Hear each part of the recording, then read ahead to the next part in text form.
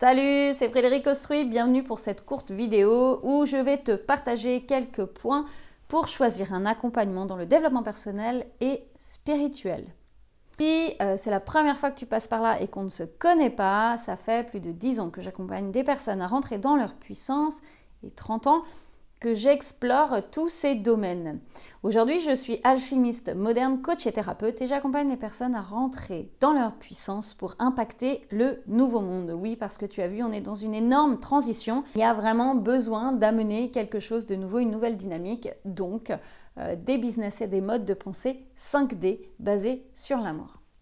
Et ce que je constate là depuis 3 ans particulièrement, c'est qu'il y a de très grandes ouvertures de conscience et qu'il y a une élévation au niveau vibratoire. Donc beaucoup de gens qui ont leur capacité extrasensorielle qui se révèle, qu'il y a une envie vraiment de faire différemment et d'aller vers une nouvelle relation à l'autre et à soi-même.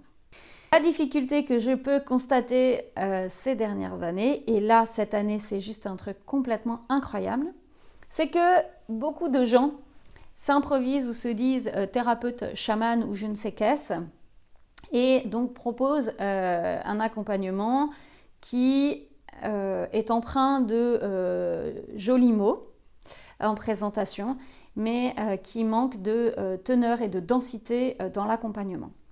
Et un truc qui m'étonne toujours, c'est de croiser sur le web, donc ça fait plusieurs années que je suis sur le web, et de croiser des personnes avec qui j'étais amie, donc des marketeurs, donc des personnes qui sont là pour faire du business et donc pour créer en fait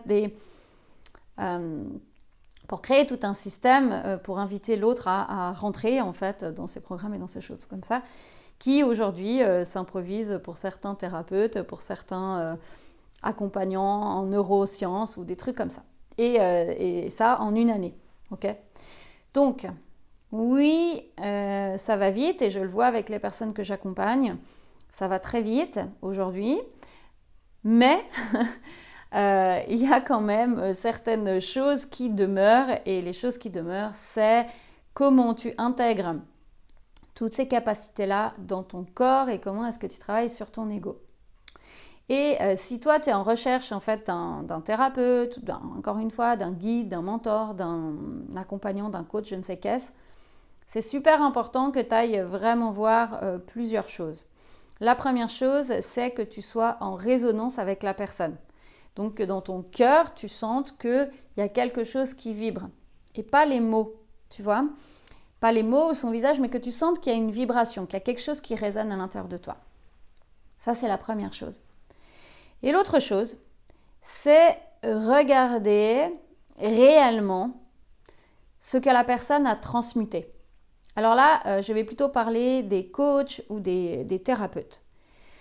Pourquoi ? Parce qu'en fait, quelqu'un qui n'a pas transmuté certains traumatismes, on va parler par exemple du deuil, un domaine dont je suis assez spécialiste, disons, eh bien, si la personne qui t'accompagne n'a pas traversé un deuil ou plusieurs, elle va avoir beaucoup de mal à se mettre en résonance avec toi, donc à sentir là où tu en es dans ce processus et à comprendre en fait ce que tu vis à l'intérieur. Okay ?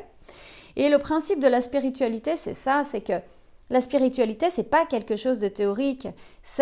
On a des enseignements, bien entendu, on a des explications de ces enseignements, mais ensuite, ce qui va vraiment faire la différence, c'est de vivre, en fait, ces enseignements.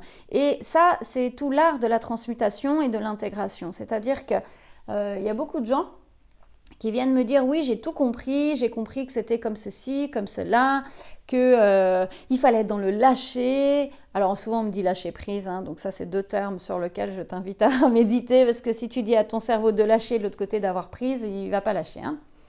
Donc, bref, donc de laisser aller, mais j'arrive pas. Ou bien les gens qui disent « Oui, les émotions, j'ai compris, la colère, on la gère, mais quand la colère est là, il n'y a rien qui est géré. » Qu'est-ce qui va faire cette différence ? C'est comment tu vas intégrer les choses et donc comment est-ce que tu oses rentrer en profondeur à l'intérieur de toi, dans cette honnêteté, et que tu oses opérer cette transmutation. Donc pour opérer la transmutation, ça veut dire plonger face à tes démons, plonger face à toi, à tes émotions pour arriver à en faire des forces.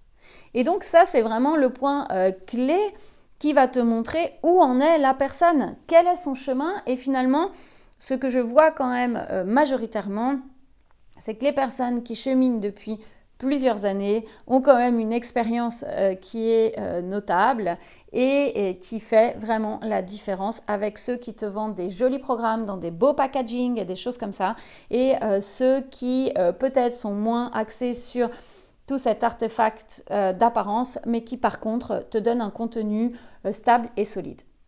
Donc là, je vais te laisser avec ton libre arbitre, mais fais vraiment attention, sois vigilant parce que c'est une espèce d'explosion en ce moment, c'est complètement dingue. Le nombre de gens qui te promettent de gagner des millions en faisant rien, alors cela, oublie-les, qui se disent experts en ceci et cela en ayant juste eu comme expérience un burn-out, enfin tu vois, des petites choses comme ça, d'accord ?